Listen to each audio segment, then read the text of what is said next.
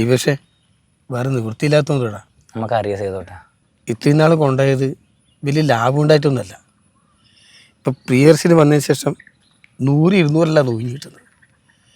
Diesel തന്നെ കൈമുന്നിട്ട് അടിക്കുന്നു.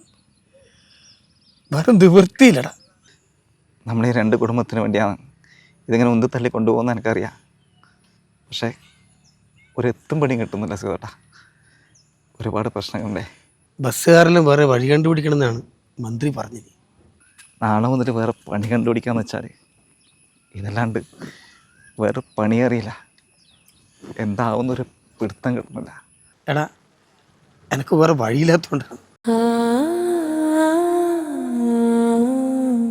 അത് മനസ്സിലാവും സേതോട്ടാ. പോട്ടെ, വാടാ.